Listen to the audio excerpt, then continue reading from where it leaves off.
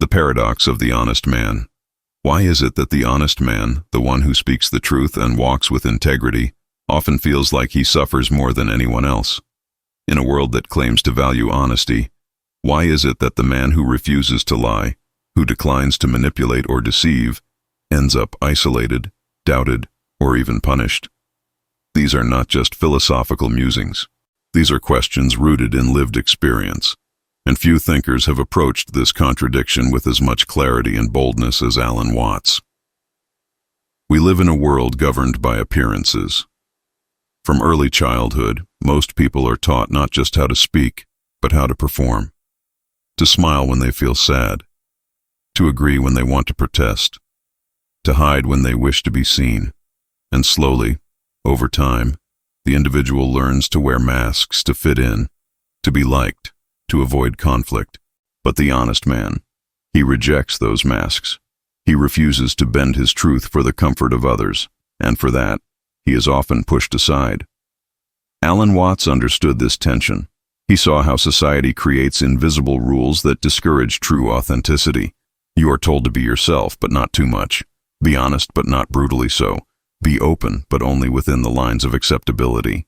What happens when a man breaks those lines and chooses to live from a place of radical honesty? Often, he becomes an outlier.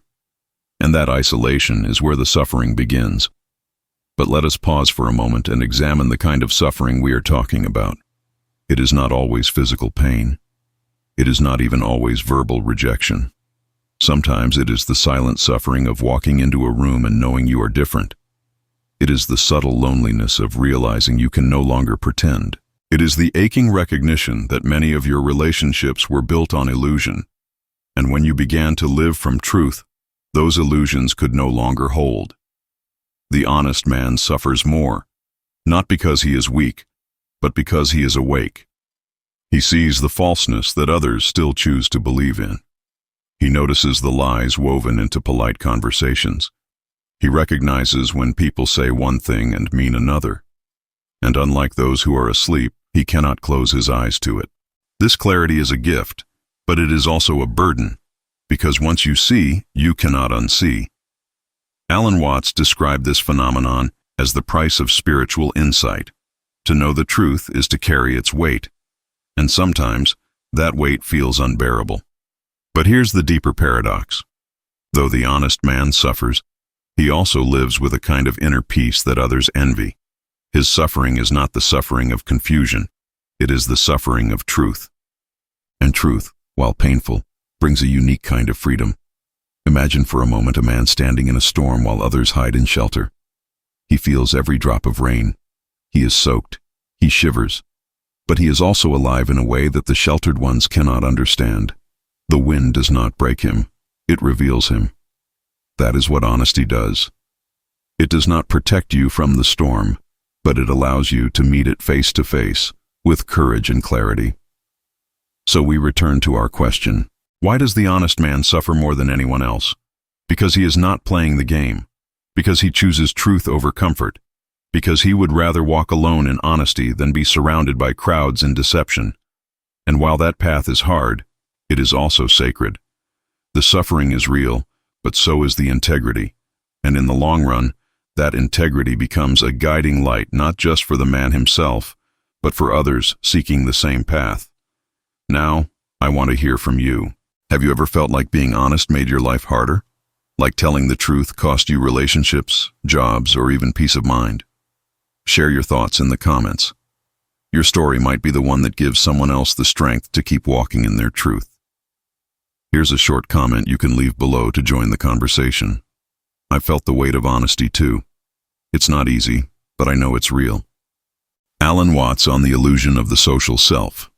In the teachings of Alan Watts, one concept stands out as both deeply unsettling and profoundly liberating. It is the idea that most people are not living as themselves. Instead, they are living as versions of themselves designed to be accepted by others. This version is what Watts called the social self. It is a mask, a role, a carefully edited identity made to fit into the world without making too much noise. The honest man, however, refuses to live through that mask, and for that, he suffers. From a very young age, we are taught how to behave in ways that make others comfortable. We are told when to speak, how to sit, what to believe, and what to hide. We are trained not just to function in society, but to conform to it. This is not always done with malicious intent.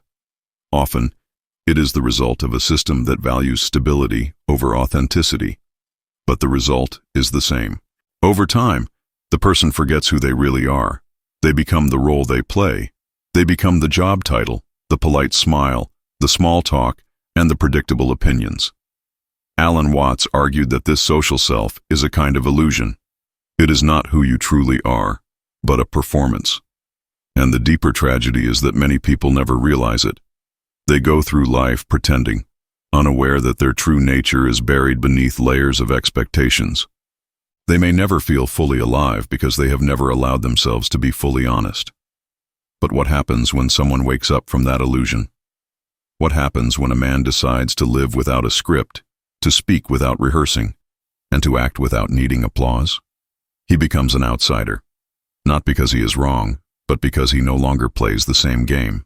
This is what often happens to the honest man. By rejecting the illusion of the social self, he exposes the fragility of others' identities. He becomes a mirror that reflects what they are unwilling to see. This is why honesty makes people uncomfortable. It shines a light on everything that has been hidden. It calls out the unspoken rules and challenges the silent contracts we all agree to. For example, when someone asks, "How are you?" the expected answer is, "I'm fine," regardless of the truth. But what if you answered honestly? What if you said, "I'm feeling lost," or "I'm tired of pretending"? That level of truth disrupts the script. It demands presence. It invites vulnerability. And most people are not ready for that. The honest man, by being real, forces others to confront their own illusions. And not everyone wants to wake up. In fact, most resist it. That resistance can come in the form of avoidance, criticism, or outright rejection. People may say, "You're too intense," or "You think too much," or even, "You're making things complicated." But what they are really saying is, "You're making me uncomfortable by being real." Watts believed that the world needs more people willing to live without the mask. He saw authenticity as an act of spiritual revolution. It is not just a personal decision. It is a disruption of collective illusions. When one person becomes honest, they give silent permission for others to do the same. And slowly, the web of performance begins to unravel. Still, the road is not easy. The honest man often walks alone, especially in the beginning. His truth separates him from those who are still asleep. But over time, he attracts others who are also waking up. He finds relationships built not on convenience, but on shared depth. And that is worth the suffering. That is worth the solitude. So let us reflect. Are you living as your true self, or as your social self? Are you speaking your truth, or are you editing yourself to fit in? These are not simple questions, but they are necessary ones. Because the moment you stop pretending, your life begins to change.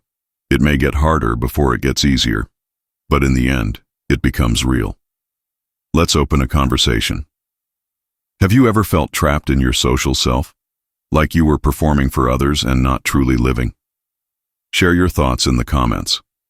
You might be surprised by how many people feel the same.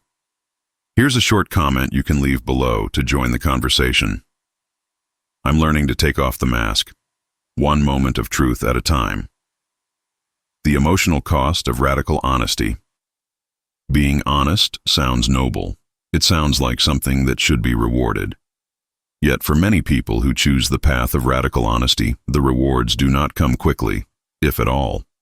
Instead, what arrives first is pain. Pain that is difficult to explain. Pain that does not always make sense until you realize how rare true honesty really is. The man who chooses truth over comfort, who decides to stop pretending and start living authentically, finds himself stepping into a reality where the emotional cost is often invisible to those who have never dared to do the same. Imagine telling a friend something they do not want to hear, not out of cruelty, but because it is the truth. Imagine saying no to something you know is wrong, even when everyone else is saying yes. Imagine walking away from a situation that violates your values even though it leaves you alone. These are not dramatic acts of rebellion. They are quiet acts of courage, and yet they are often met with confusion, resistance, or even hostility. Alan Watts understood this struggle. He believed that society is built on shared illusions, and when one person refuses to participate in the illusion, it threatens the stability of the group. The honest man does not need to speak loudly to make others uncomfortable. His very presence, his refusal to lie, becomes a challenge to those who have spent years building their lives around performances. And when that challenge is felt, people react. Sometimes they withdraw. Sometimes they lash out. But rarely do they embrace the truth without resistance. The emotional cost, then, is not only in the pain of isolation, it is also in the heartbreak of watching relationships change or fall apart. Friends who once felt close begin to drift away. Family members who once seemed supportive now avoid deep conversations. Colleagues who once laughed with you now look at you with suspicion, not because you hurt them, but because you stopped pretending. You started showing up with a truth that they were not prepared to meet. This kind of honesty can be deeply lonely. It can make you question yourself. You may ask, am I being too honest? Or should I go back to playing the game just a little? These questions are natural. After all, we are social beings, wired to seek connection and belonging. But the deeper truth is this: when your connections are built on illusion, they are never truly safe. Only truth can create a foundation strong enough to hold real love, real friendship, and real understanding. Watts spoke about the importance of discomfort in personal growth. He believed that the pain we feel when we start being honest is not a sign we are doing something wrong, but a sign we are waking up. It is the pain of shedding old skin, of stepping out of the familiar and into the unknown. And yes, it hurts. But it also cleanses. It removes what is false and makes room for what is true. So what is the emotional cost of radical honesty? It is the grief of losing illusions. It is the ache of seeing people walk away. It is the sting of silence when your truth is met with rejection. But it is also the peace that comes when you no longer betray yourself. It is the calm that settles in your heart when you know you are living in alignment with your values. It is the deep, steady joy that begins to grow when your life reflects who you really are. There will be days when you want to turn back, when you feel the weight of truth pressing too hard against your chest, when you long for the ease of fitting in. On those days, remember that what you are doing is not easy, but it is meaningful. You are not just changing your life. You are creating space for something real to enter. Let's talk about it. Have you felt the emotional cost of honesty in your own life? Have you lost connections or felt isolated because you chose to be real instead of convenient? Share your story. Your words might help someone else find the strength to keep going. Here's a short comment you can leave below to join the conversation.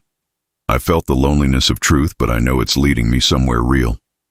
Why suffering is not failure, but a sign of awakening. At first glance, suffering appears to be a signal that something is wrong. We are taught to avoid it, to escape it, to view it as a form of failure. But Alan Watts invites us to see it differently. He suggests that suffering is not always a punishment or a mistake. Sometimes, suffering is a sign that something real is unfolding inside us. For the honest man, that suffering is often the mark of awakening. When a person begins to shed illusion and walk in truth, there is often a breaking point. The world that once made sense begins to crack. Things that once brought comfort now feel hollow. Conversations lose their meaning. Old routines become unbearable.